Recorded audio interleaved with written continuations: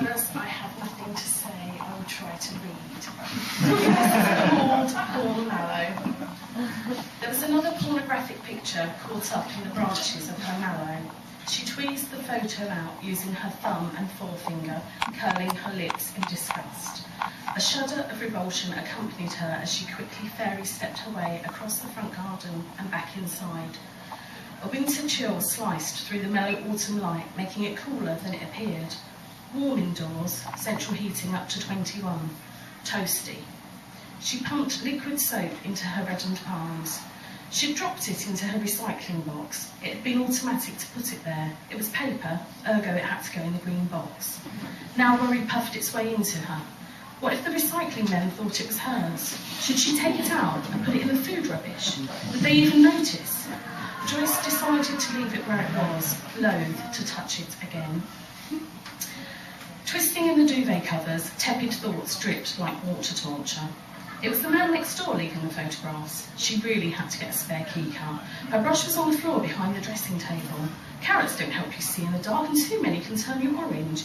That nice blonde boy who used to be in the, oh, stop it, turn, lump up pillow, jerk out leg, too hot, too lumpy, too... Sometimes, when she'd stayed home for a while, the outside felt scary. It was easy to get grooved into her own routine. Same brekkie, same radio show, newspaper delivered. Joyce liked order. She approached her chores blankly as she did her treats. Supermarket shopping normalised her somewhat. She favoured the smallest trolleys, as did most others. It was upsetting if there weren't any available, and she'd hang around the exit until she got one that was just being finished with. The mundane conversation soothed her. Price of these mangoes, cold outside. Excuse me, please. Halloween had just passed, fireworks night looming, then Christmas, and already the stores were twinkling silverly. The sinister penis pictures seemed a long way from threatening in the illuminated aisles. Her living room looked out onto the garden. Joyce rolled her sofa over so it was adjacent with the window, determined to be proactive, a good buzzy word that she'd heard said often by women on the telly. She would watch and discover who was leaving the lewd images, and she would do so in comfort. She leant against the armrest, propped a cushion into the hollow in her back, feet up, legs stretched, a mug of hot chocolate steaming beside her. Initially, she focused on her mallow, untidy but flourishing, its tiny pink blooms a cheery antidote to the rest of the hibernating flowers. And then she watched people passing, coats buttoned, scarves, some hats, chilled air exhaling from chattering mouths.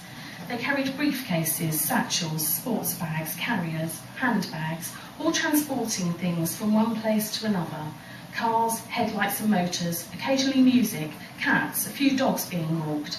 As the night ebbed deeper into the morning, fewer people passed. Joyce needed the toilet and twice ran bursting to it. On her return, she anxiously sought out the plant, but both times it remained undisturbed. So maybe it blew there. Yes, that's what I thought at first, but I found 5 so far. Now that's far from a coincidence, don't you think? Mari agreed, but wasn't sure what Joyce should do. You can't keep on sitting in the dark night after night. It'll do you no good. It's as if he knows I'm watching. You don't think he can see you, surely? I don't like it. It gives me the creeps. I'm not surprised, love. Once the thought that it was Bert entered her head, it stayed there like a puzzle piece, satisfyingly inserted.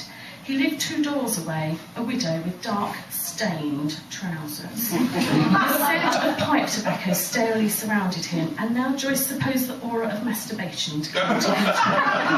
She couldn't decide whether he was terrorising her or sexually propositioning her.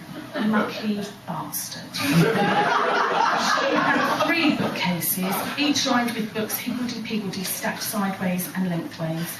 Yellowing musty pages of church bazaar novels and publishers' seconds and art books from boot fairs. Bargains because their printed value was far more than she had paid. They had been untouched for years, papery dust gatherers, silent despite all their words. She sat in the centre of her floor, flicking leisurely, knowing only that she would recognise it when she found it. The photograph was of a Korean couple. At least that was her assumption. She'd always had difficulty with the Oriental types, and they could be so touchy if you got it wrong. Anyway, they were Korean or Japanese, definitely not Chinese. A lovely young couple, wholesome and squeaky clean. Both wore dazzling white t-shirts and looked smilingly to the distant right. They looked happy, but not ecstatic. Like ice skaters without the sparkles, anticipating perfect 6.0s, forcing joy at their second place 5.9s. The girl wore an oversized stripy bow at the back of her head and held 2 orange flowers. The boy stood with his hands on his hips. Joyce knew that they would be polite. She ripped the page from the book, feeling empowered. At 4:33 a.m. she left her house. The night was crisp, soft moonshine beaming all around, lighting the crunch of leaves that littered the pavement. Bert's house was in darkness as she padded through his garden. He didn't care for his plants, and they grew strangling each other, a tangle of branches engaging in a Darwinian struggle to survive. She firmly slotted the image between 2 chunky stems, checking that it was stable enough to withstand autumnal winds by blowing on it with as much puff as she could muster. Then she went home.